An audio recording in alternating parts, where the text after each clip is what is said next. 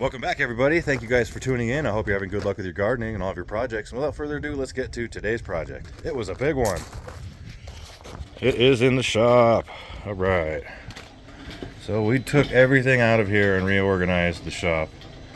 And we added 20 foot of shelving. We're going to do 20 more feet down there and then 20 feet over here as well.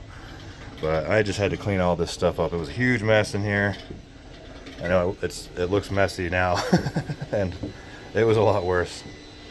Oh, and then we're doing an experiment with a 3D printer, and we're going to see if we can run this off of solar, which, I mean, there's no reason why not. It's obviously working, and it doesn't use that much power compared to an electric heater.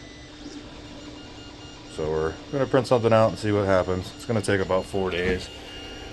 We're at 4 hours and at 9%, so yeah, it's going to take a long time to finish this. But I was just tired of tripping over boxes and things like that and looking. I can't find any tools, so all the tools are hanging up now. Toolbox is organized, well, except for the drill bits on top. All the drawers are organized. I need to make labels. I got this awesome label maker. I don't know what the brand was. Oh, there it is. So this thing's Bluetooth. It makes it so easy to type out a label instead of having to scroll through punctuation and lowercase and uppercase and numbers. You just use the keypad on your phone. It works really, really good. We got this cool locker. Thank you, Shane and Sarah. Got our cordless Craftsman, cordless Bauer. Lots of first aid stuff. First aid expanded. We have a first aid kit and a 5-gallon bucket as well. And we got replacement parts for the side-by-side, belts, filters, things like that, things that wear out. We got our respirators and air filters for some of these guys. And then we organized all the power tools in here so we can find them easily. And I have half a dozen socket sets. So there's 1, 2, 3, 4, 5, 6, 7, 8, almost a dozen. And these three, actually no, these two they have sockets and wrenches in them and pliers and all that kind of stuff. But we have a lot of things out here that have large sockets. So we have, let's see, is it this one?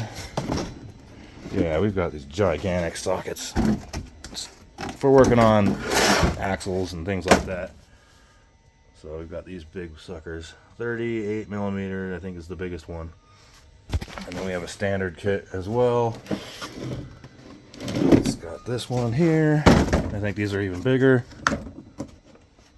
Oh, opened it upside down. Ow. Oh, these are not bigger. Goes to 32. Oh no, 38, same size. That's weird. I must have lost it and then I needed it and I bought another one. Yeah, this one has deep sockets and these ones are short, so I guess that's why. Those barely ever get used. That's for, like I said, working on axles. They don't go out very often. It's mainly for changing out the CV axles. And we got some canning stuff, mama stuff.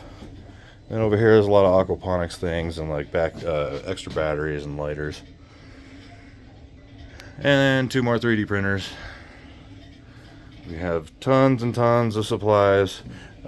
Something I found that was neat from my old life as a backline technician. This was a repair kit for a drum set I used to carry around with me in case I needed to fix a drum kit. I had the parts to do it. And then, yeah, we just made some more room in here. We got our backup freeze dryer. This is a medium sized one. I got this thing for pennies on the dollar. I think I paid $700 for it, and it's $4,000 new.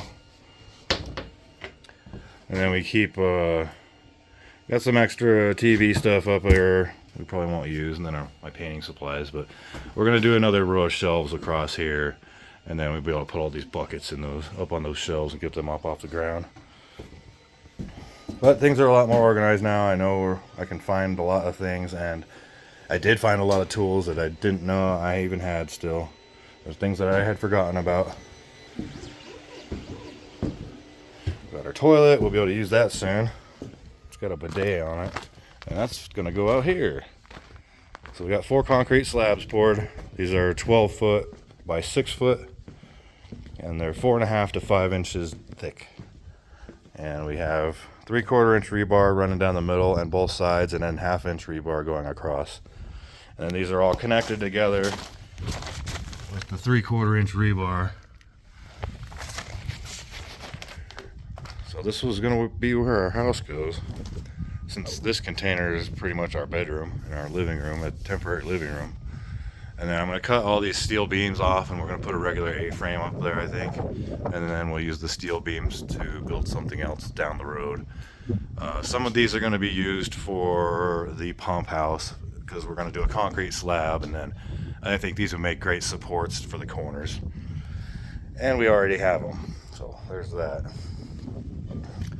Something interesting you'll notice on the next 2 slabs is this shipping container is not level at all, and I wasn't even going to bother trying to jack it up and fix it because of all the wiring and stuff like that would have to be redone. So some of this will be exposed, but it'll all be covered up with 2x4s and framing later on, so it doesn't matter. Same with this side, how there's a lip right there, goes underneath a little bit. That'll all be covered up. And then tomorrow we're gonna go get a metal door, and I'm gonna cut this wall apart and build a doorway in here, because opening and closing the shipping containers is a pain in the butt.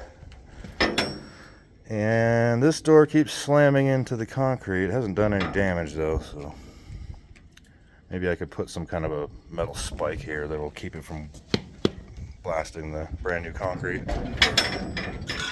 Got all our water lines, our sewer lines all done. That'll be the washer for laundry, and the dryer will go over here. There's the gas line. The water heater will go over here in the corner, and this will be in a cabinet. There's the bathroom. This will be for the toilet. That's our sewer. That will be our vent pipe and our drain pipe for the vanity that will go here. And then there's our shower. And then I ran gas line over here also for a gas range. And then I also ran conduit so we can run 240 volts and have an option for either gas or electric. And then the kitchen sink will go here. You see the hot and cold lines that are going out there.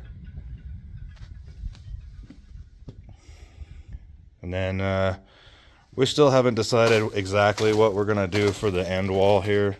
We've got a couple different plans for this. We were gonna do like earth bags.